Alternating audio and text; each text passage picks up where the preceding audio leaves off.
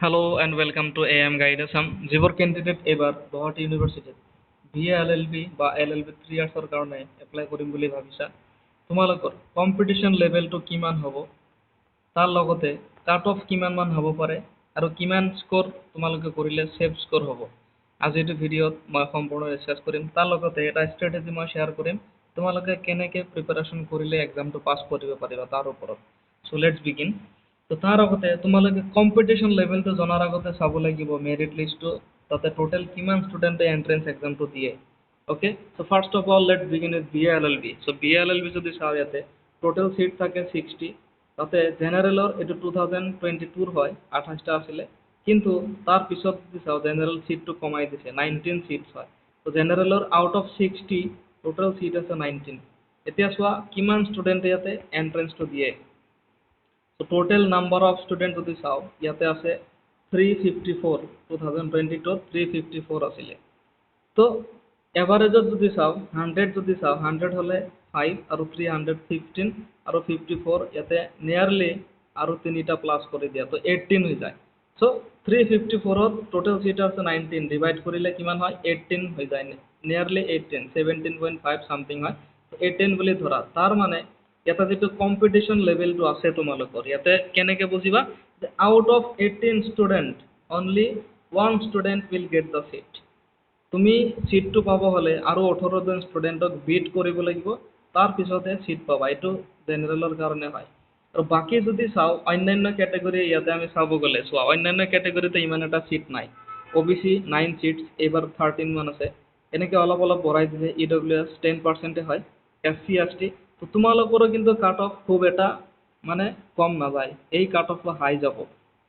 তো ইমান হাই কাট অফত তোমালোকে এণ্ট্ৰেন্স কেনেকৈ ক্ৰেক কৰিবা, তাতে আৰু নিগেটিভ আছে।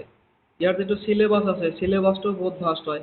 ইয়াতে ইংলিছ গ্ৰামাৰ থাকিব, জিকে থাকিব, সাগৰৰ নিচিনা চিলেবাছ ইয়াতে জিকে, তাৰপিছত ৰিজনিং থাকিব আৰু মেথছ থাকিব। চ' এই গোটেইখিনি টপিকৰ চাবা, চাব টপিক 20টা 25টাকৈ চাব টপিক আছে জিকে। ইয়াতে ৰিজনিঙৰ টোটেল মিলাব গ'লে 20টামান টপিক হৈ যাব, verbal non verbal. Grammar section 15 to 20 topic, আৰু মেথছতো 10টামান টপিক আছে। চ' ইমান টপিক কেনেকৈ কমপ্লিট কৰিবা, আৰু কি টপিক চাবা তোমালোকে, কেনেকৈ চালে কি টাইপৰ কুৱেশ্যন আহিব, তোমালোকৰ একো আইডিয়া বৰ্তমান নাই। চ' তোমালোকে এই আইডিয়াবোৰ পাব হ'লে, এণ্ট্ৰেন্সটো ক্ৰেক কৰিব হ'লে, এটা প্ৰপাৰ ষ্ট্ৰেটেজি তোমালোকৰ লাগিব। Okay, so' before beginning with the strategy, মই LLBৰ কথা ইয়াতে অলপমান কৈ আছোঁ। চ' এইটো তোমালোকে চাব পাৰিছা, এই মেৰিট লিষ্টটো হৈছে LLBৰ মেৰিট লিষ্ট, 2022 হয়। কিন্তু প্ৰত্যেক বছৰে প্ৰায় একে হয়, ইয়াতে অলপ চলপ ইয়াতে ডিফাৰেণ্ট হয়।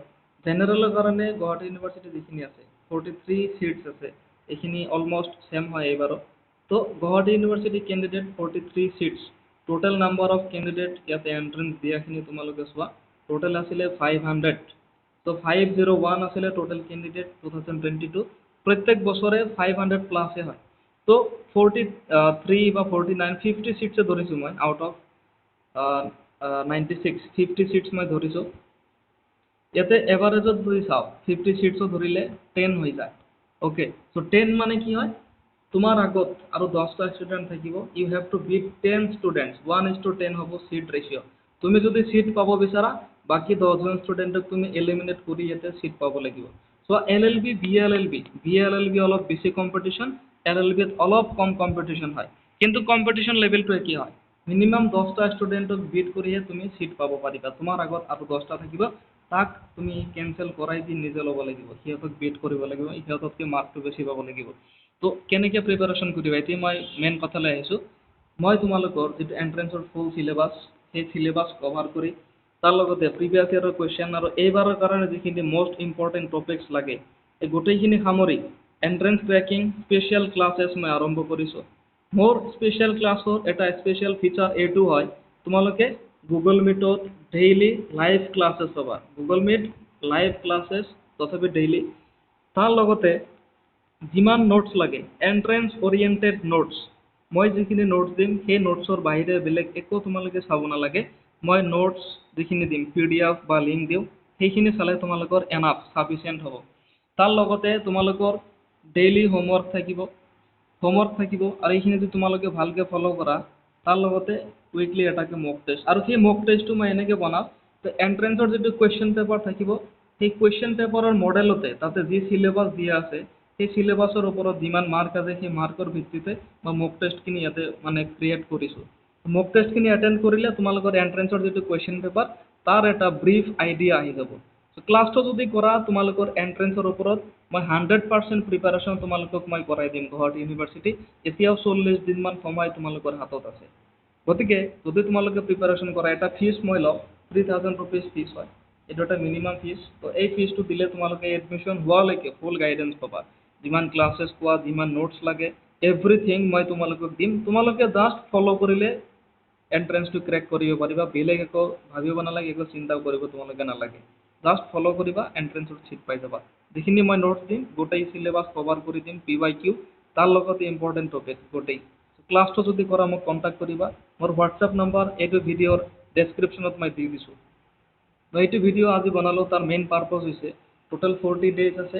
এতিয়া যদি তোমালোকে জইন কৰা ক্লাছ, তোমালোকৰ হাতত এনাফ টাইম আছে, প্ৰিপাৰেশ্যন ভালকৈ কৰিব পাৰিবা। পিছত জইন কৰিলে তোমালোকৰ নিজৰে প্ৰব্লেম, ৰিভিজন দিব টাইম নোপোৱা। আৰু যিবোৰ ষ্টুডেণ্ট বহি আছা যে নটিফিকেশ্যন দিয়াৰ পিছতহে ক্লাছ জইন কৰিম বা তেনে ভাবি আছা, দেন দিছ ইজ ভেৰি ৰং। কাৰণ নটিফিকেশ্যন দিয়াৰ পিছত হাৰ্ডলি 15 to 20 ডেজ থাকে। তেতিয়া তোমালোকে কেনেকৈ প্ৰিপাৰেশ্যন কৰিবা, তোমালোকৰে প্ৰব্লেম হৈ যাব। গতিকে যদি ক্লাছ কৰা এতিয়া মোক কণ্টেক্ট কৰিবা, মোৰ নম্বৰটো এইটো দিয়া আছে। আৰু কিবা ডাউট থাকিলে কমেণ্ট ছেকশ্যনত জনাবা। কম্পিটিশ্যন লেভেল তোমালোকে গম পালা, আৰু কাট অফটো বহুত হাই যায়। কাৰণ 1:10-15 যেতিয়া থাকিব, কাট অফটো অবভিয়াছলি হাইয়ে যাব। ত' হাই কাট অফ তোমালোকে যদি এই হাই কাট অফত উইথ নিগেটিভ মাৰ্কিং এডমিশ্যন পাব খোজা, ক্লাছটো জইন কৰিব খোজা, ভালকৈ প্ৰিপাৰেশ্যন কৰিব খোজা, মোক কণ্টেক্ট কৰি ল'বা। চ' আজি এইটো ভিডিঅ' মই ইমানতে সামৰিছোঁ। Thank you so' much for ৱাচিং the video'. Have a great day.